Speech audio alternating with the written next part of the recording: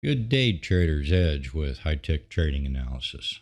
Yeah, I just came across a thread in a forum. Somebody was asking for an indicator to be developed, one that would identify bearish and bullish pin bars.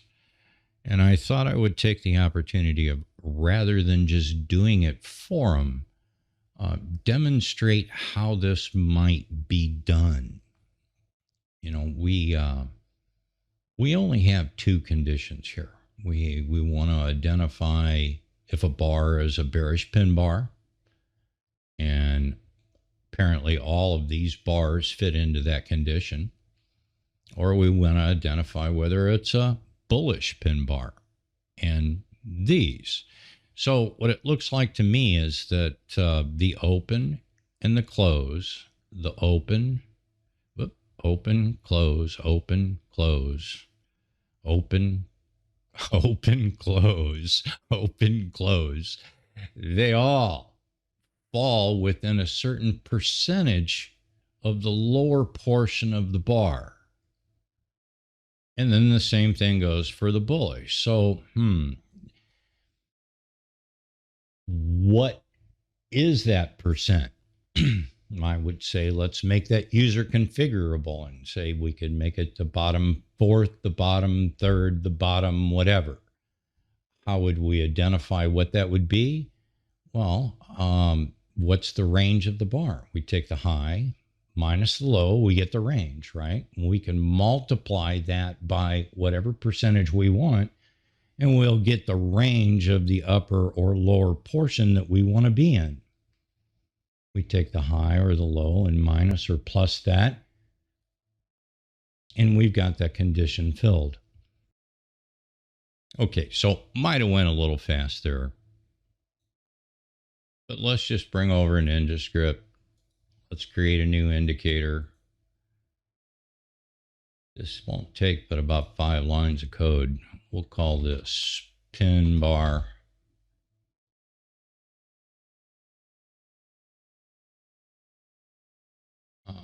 No.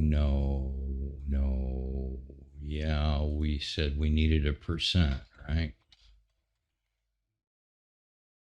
We'll make that a double. Alt value, let's say 30%. Let's say 0.33. Instead of 0.33, 0.30. Minimum value has to be 0.1. We're working in percentage, right? We're going to go from 1 to 100. So we'll need to identify a maximum here before we're done. Let's go ahead and add a plot.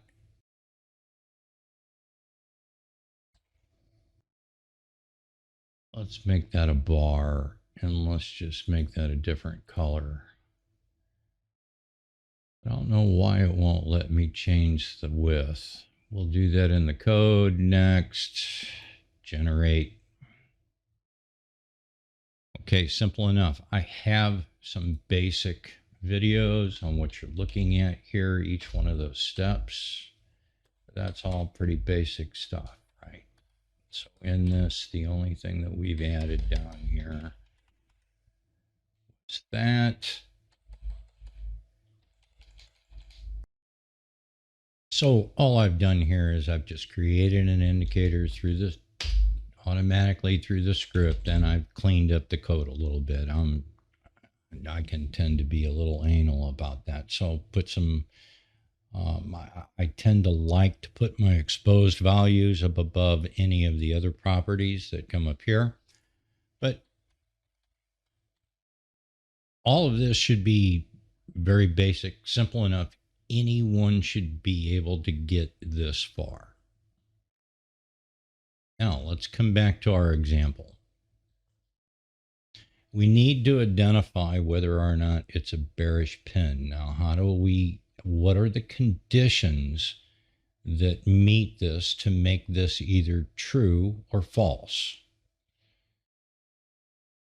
The open, the close, and the open must be below a certain percentage threshold of the bar.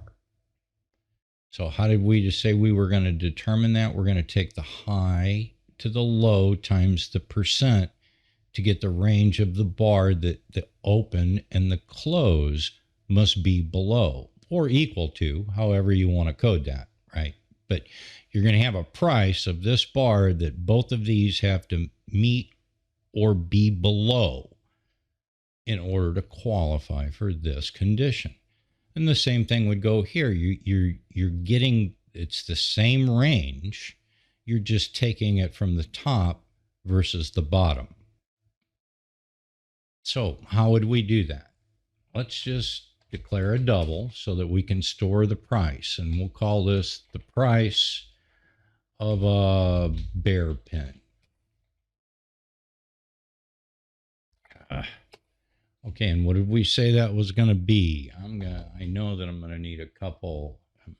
I know I'm going to need to isolate a couple of these things so that we say a high minus the low. That's the first thing I want to do.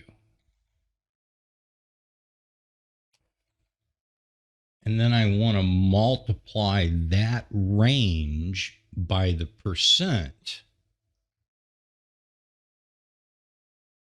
Because if I take this and multiply it by the percent, I'm going to get the range of the qualification.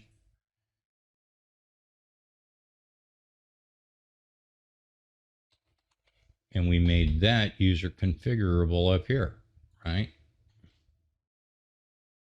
So far, all I'm getting is that is the range of the qualification. Now, I want to take the low and add that range to it.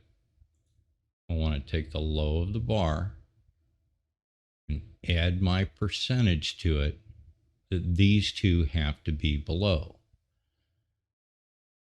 So let's just continue on here and say now, if this is, excuse me, we'll declare a bool and we'll say if,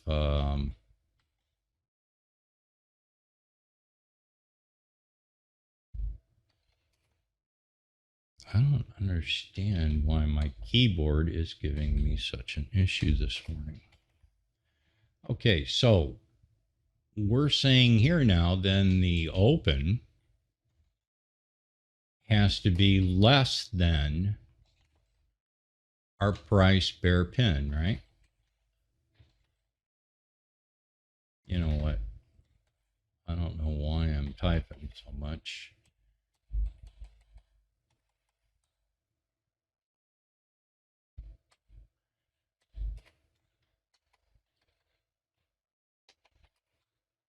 And our close has to be below that as well.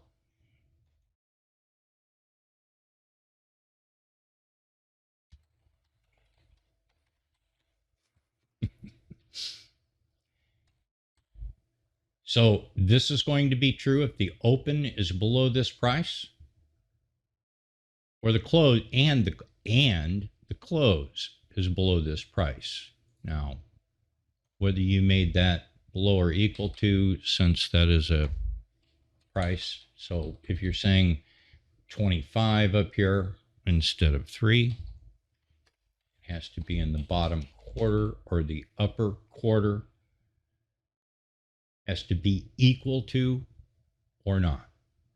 We'll just leave it in there since you know what?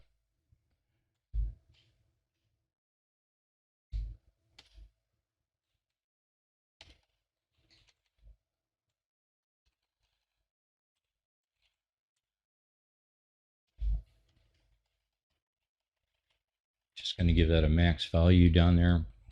We said when we created this, we needed to do this. We just want to go from 0.01 to 1 because this is actually a decimal. I'm just using a double so that it's equal to everything else. Is bear. Okay, so then we just need to do the same thing for the bull side, right?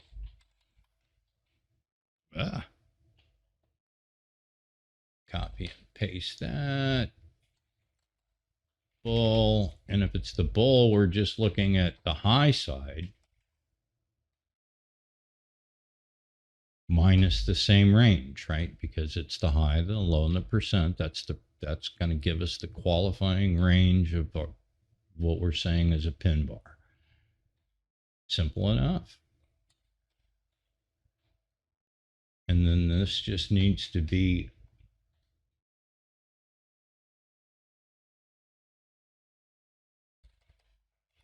the high and the lows is greater.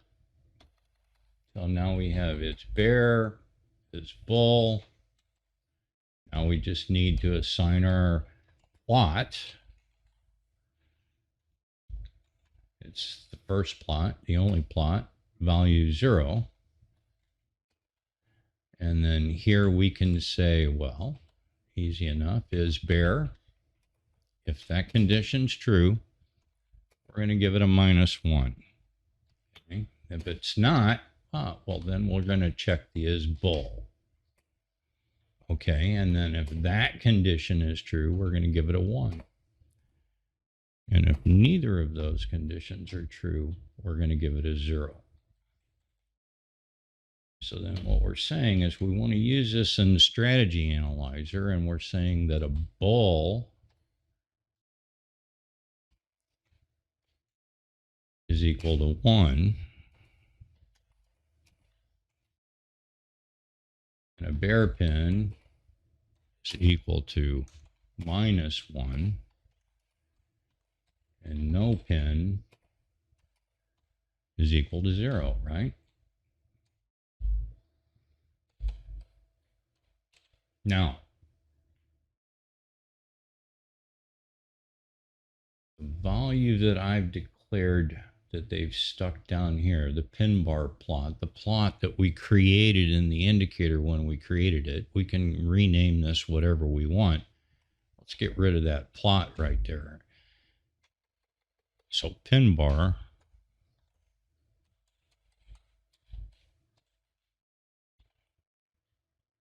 both of those statements are the same thing. They're assigning plot 0 these values.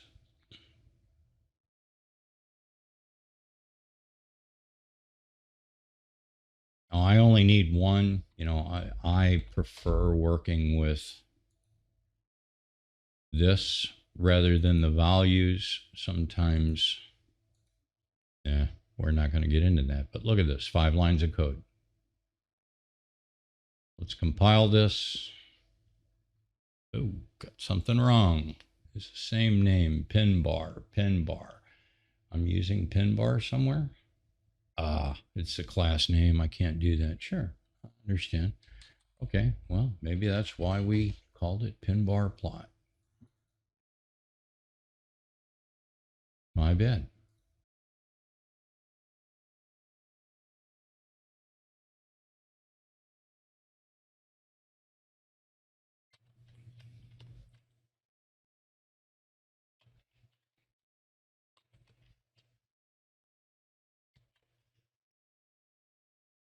Okay, so we did that, but here I'm doing something. What am I doing here? Price bull, right?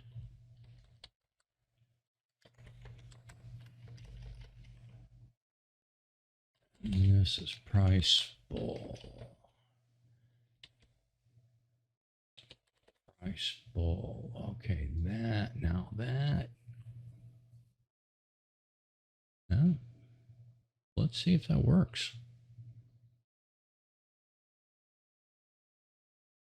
Let's wait for that to compile. We'll bring up a chart. All right, so let's see what we got. What did we call that? We called it PinBar.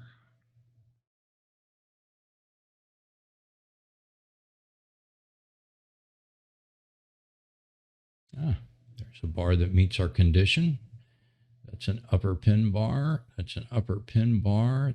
That's a bullish pin bar. That's a bearish pin bar. So anytime that our bar meets that condition, we either have a 1, a 0, or a -1, and we can use those values in the strategy analyzer. Now, if you wanted to just take that one step further, we could come down here and say, let's just say that if our PinBar plot is not equal to 0, meaning it's 1 or -1, let's bar brushes. Let's turn our bar brush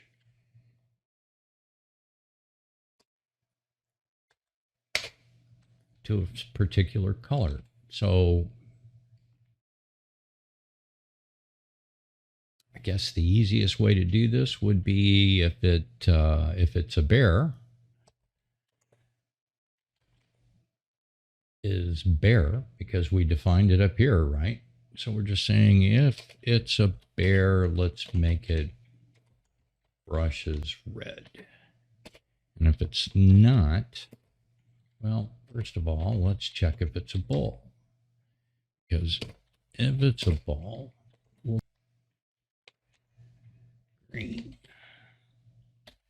red, green. I have to give it, so if it's not a bull, I have to give it a color, and we'll just say it doesn't matter here because this is never going to be used. And I say it's never going to be used because I'm checking the pin bar. This, if it's 0, we're only going to check it if it's -1 or +1, and then we're just checking the bar. There's probably better ways to do that, but I mean, one line of code. I would add some. I might add. If you can't look at that and see what you've done, you might want to add, double quotes and then notes. But that should do that. And then, you could even take that one step further. And instead of just that one line,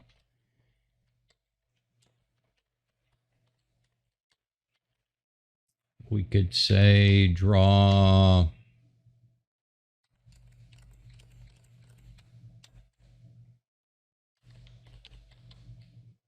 arrow down. Can we do this easy?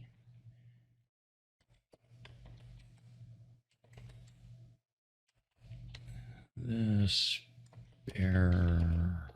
Oh, this is not easy. Okay, so I'm not gonna do, but you get the idea. Let's just show you the bars. Change color. Although you're going to end up with some dojis that aren't going to probably do that with this.